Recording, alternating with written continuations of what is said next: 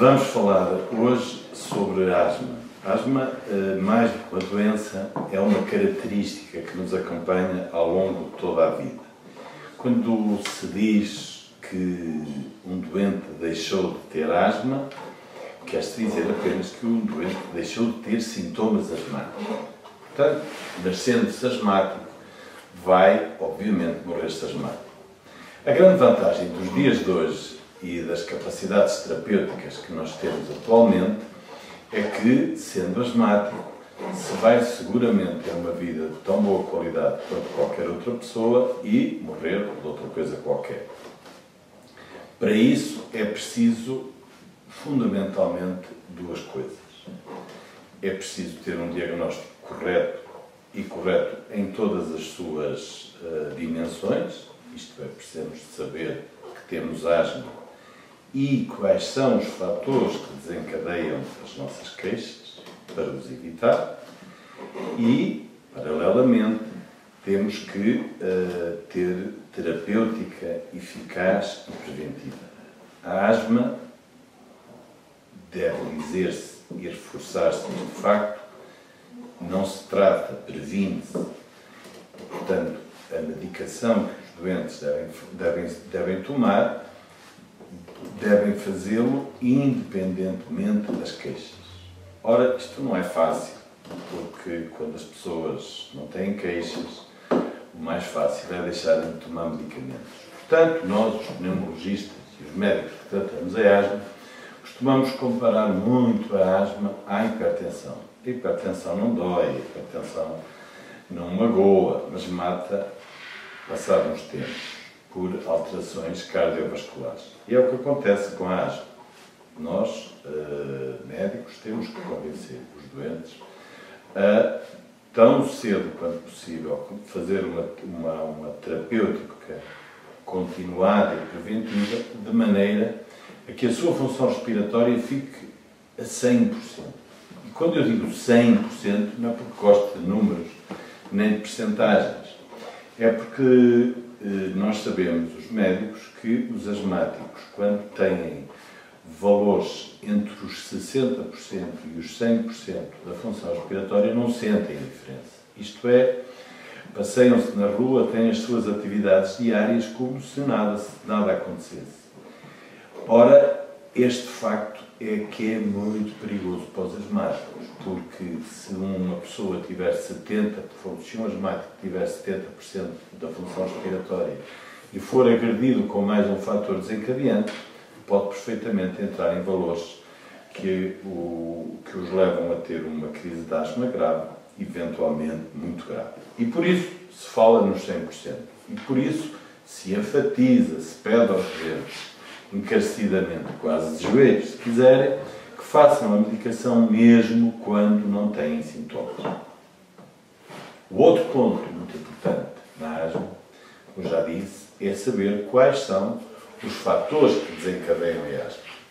De uma forma geral, a asma é desencadeada por alergénios, seja os pólenes, seja os pelos, seja a caspa dos animais, sejam os ácaros. Ora, estes desencadeantes da asma, da inflamação da asma, devem ser evitados a todo custo. Porque quando não são evitados, alteram o curso clínico para a asma. O que é isto de curso clínico para a asma? Nós já dissemos aqui que os asmáticos podem deixar de ter sintomas, mas não deixam de ter asma. E isto nós sabemos isto porque a população geral até aos 10 anos tem sintomas asmáticos, numa percentagem da ordem dos 15% a 20%. Dos 10 anos aos 40 passa a ter queixas apenas em 5%. Portanto, por cada 4 asmáticos, 3 deixam de o ser com a idade adulta. E depois, 45, 50, nós dizíamos antes no princípio da terceira idade, agora as pessoas levam a mal porque já não sabem muito bem quando é a terceira idade e, portanto, quando é o princípio, mas pelos 45, quando as senhoras entram na menopausa, há uma subida para 10% da prevalência. Isto é, por cada um asmático aparece um outro asmático. Ora, este curso clínico da asma é alterado se nós entrarmos em contacto com os alergénios ou se não deixarmos de entrar em contacto com os alergénios. Isto, dando um exemplo, um miúdo que esteja sempre em contacto com os gatos, se for alérgico aos gatos, nunca mais deixa de ter sintomas de gatos. Esse mesmo miúdo deixa de estar ao lado do gato, deixa de ter sintomas, mas mais tarde arranja, por exemplo, uma namorada que tem um gato, ou uma mulher que gosta de gatos, e aparecem os sintomas aos 30, 40 anos. Portanto, a evicção é fundamental.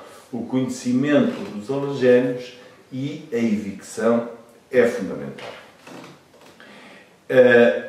Em resumo, a asma é neste momento uma doença, digamos, benigna, cuja morbilidade é completamente controlável. Eu, quando digo morbilidade, refiro-me ao conjunto de sintomas que a asma provoca e cuja mortalidade, os doentes que morrem por asma, a taxa de doentes que morrem por asma está a diminuir francamente.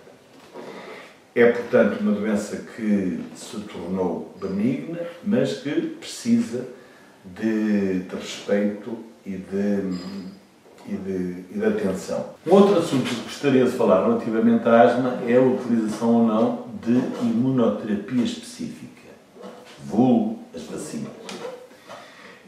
Todos nós sabemos que as mães dos asmáticos gostam muito das vacinas. E elas têm efeito, de facto. Mas nem sempre têm o efeito desejado. Nem sempre são a primeira atitude a tomar. Devem ser prescritas pelos médicos quando as alergias são únicas. Isto é, se um asmático for alérgico aos ácaros, ou se um asmático for alérgico aos pólenes, ou se um asmático for alérgico a um pólen. Agora, se o asmático for alérgico a uma série de coisas, deve-se fazer primeiro algum tipo de educação de evicção e depois fazer vacinas separadas.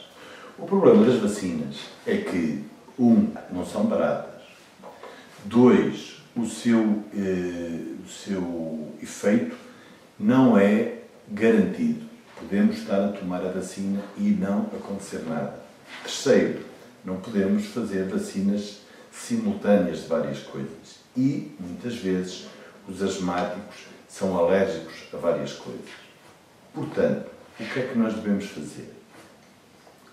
Independentemente da utilização ou não desta imunoterapia específica, nós devemos fazer aquela palavra que já ouviram aqui 2 ou 3 vezes, palavrão, se quiserem, evicção. Isto é, devemos tentar evitar aquilo a que as pessoas são alérgicas. Algumas coisas são fáceis. Evitar os pólenes é fácil. Basta fechar as janelas, ou fechar as janelas dos carros quando andamos a passear na primavera no campo, ter cuidado com os filtros. Evitar os animais de estimação é fácil. Às vezes, outras vezes nem por isso, porque as mães, as mulheres, os pais, as namoradas não gostam. Mas é fácil a gente afastar-se dos gatos ou dos cães. Dos ácaros já é mais difícil. E os ácaros são pequenos animais microscópicos que se alimentam das faneiras do nosso corpo, do resto das faneiras do nosso corpo.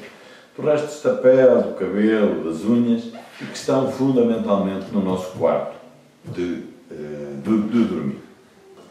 É claro que a única maneira de nós não termos contacto com os ácaros é deslocarmos para altitudes superiores a 3.400 metros. Aí não há ácaros, porque os ácaros morrem acima dessas altitudes. E como não dá muito jeito a andar a ir e a vir daqui aos altos todos os dias para vir trabalhar, temos que resolver o problema aqui onde vivemos. E aqui onde vivemos, eu costumo aconselhar 5 pontos extremamente fáceis de pôr em prática e que diminuem drasticamente a quantidade de ácaros com que os asmáticos se veem envolvidos. Primeiro ponto, tirar do quarto de dormir pelos tapetes e cortinas. Segundo ponto, bater a roupa da cama todos os dias fora do quarto. Terceiro ponto, bater o colchão todas as semanas fora do quarto. Quarto ponto, lavar a roupa toda. É evidente que as nossas mães lavam a roupa, mas muitas vezes guardam-na e está muito tempo guardada entre a lavagem e o uso. É preciso lavá-la outra vez. À temperatura maior possível, o mais quente possível. O facto de se lavar a temperaturas muito quentes não mata os ácaros, mas trata-os mal. E, portanto, é uma boa técnica. Eu iria dizer que nem todas as asmas reagem a alergénios, mas talvez seja mais correto dizer nem em todas as asmas conhecemos os alergénios a que reagem. Há algumas que nós dizemos intrínsecas. Em contraponto com as asmas extrínsecas, nós não conhecemos alergénios. Diz-se que são intrínsecas porque pode eventualmente o alergénio ser endógeno, estar dentro do corpo dos asmáticos. Normalmente essas asmas aparecem mais tardiamente. São pessoas que não tiveram asma na infância, nem na adolescência, que só têm asma na terceira idade. São particularmente difíceis de tratar. Portanto, resumindo, se um asmático quiser ter uma boa qualidade de vida e uma esperança de vida igual à das outras pessoas, é fácil. Evitar os alergénios, fazer a terapêutica e evitar posteriormente o contato. Quando é que um asmático está bem tratado? Um asmático está bem tratado quando não nota que é asmático. Quando não há nenhuma queixa de asma. Nem tosse, nem dispneia, isto é, nem falta de ar, nem incapacidade de realizar os exercícios que realizam as pessoas da mesma idade. Atenção, que muitas vezes estas queixas não ocorrem durante o dia e ocorrem durante a noite. E os asmáticos desvalorizam. Nada desvalorizar, é preciso valorizá-las, porque também à noite não pode haver queixas. Em termos terapêuticos, como já disse, deve ser usada terapêutica preventiva e só em casos excepcionais terapêutica para os sintomas. E quando isso acontecer, devem pedir ajuda ao vosso médico.